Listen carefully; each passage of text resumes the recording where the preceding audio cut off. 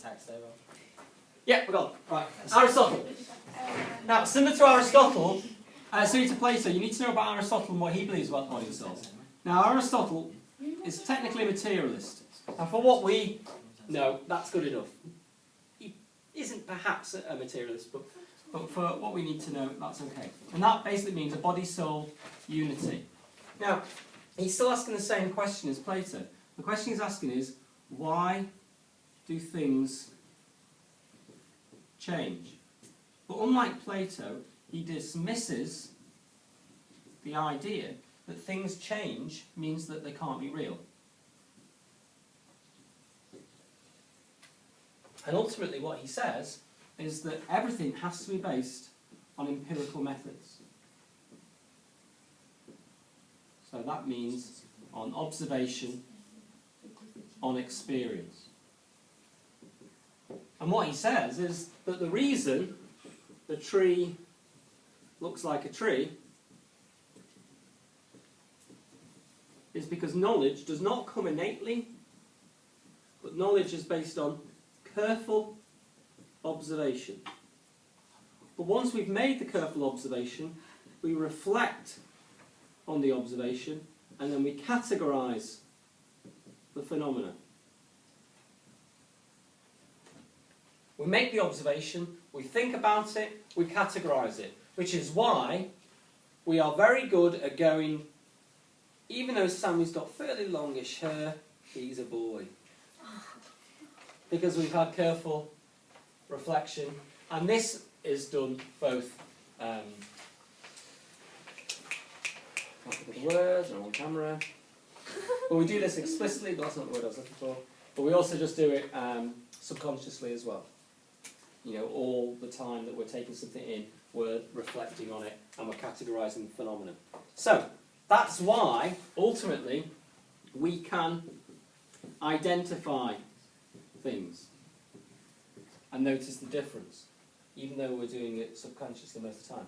Move on to the second question is, why do things change? And this comes out with his idea of causality. And you can't get confused. So we've got the law of causality. Sometimes it's called cause and effect, or it's called the four causes. And effectively it's all the same thing. We've got matter.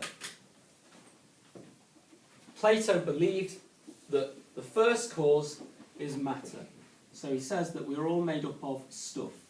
And how prescient was this of Aristotle? Because we are, aren't we? We're basically atoms, the building blocks of life. But he says that we're all the same stuff. Now that's where he's wrong. We're obviously not all the same stuff, are we?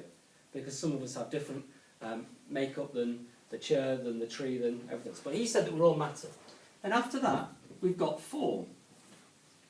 So this is the shape that matter takes. Now, the example here is, say, the chair, if we're going to use that as an example. But we can get different types of chair. And then the third is the efficient cause. And rather than say the singular cause, there are many efficient causes. Things which bring about change. So someone moulding the matter, shaping the matter. And finally is the final cause. And the final cause has got everything to do with telos, which is purpose. And this is the purpose of an object. We look the way we looked for certain purposes. So for instance, to see, to taste, to be able to touch, to be able to walk, to run, to eat, so all those things. He says that we were operating towards a purpose. Now, linked with the final cause is the prime mover. Because ultimately, like the form of the good, Aristotle says that ultimately there must be a force. And this is an attraction. It is not the first cause. It is the prime cause, which means that it's always existed. So it's not as in, off you go, but we are being attracted towards it. And that is why things change. He's believed that we must have a power, and we're being attracted towards it. But the prime mover is deistic, so it is unaware of us, and it is certainly not a personal loving God. Now, Aristotle observes cause and effect. He observes that things change for a particular reason. There is a link. All things are made up of stuff, matter. All things correspond to certain groups, so we're all people. There's lots of chairs in here, there's lots of trees outside the window. But they're all different because of different efficient causes. I had a rather large sandwich. Imagine if I do this again in 5 years' time, and I keep on having that large sandwich every day. I imagine that might elicit a response, and my body might be a bit like, yeah. So we're all different because of different efficient causes, but ultimately we have a purpose. But it's not a purpose in the sense that you might think your purpose is to manage Manchester United or to become a lawyer or whatever it might be. We all have a purpose, which is to ultimately reach our end, which is the prime mover, which is death, to cease to change.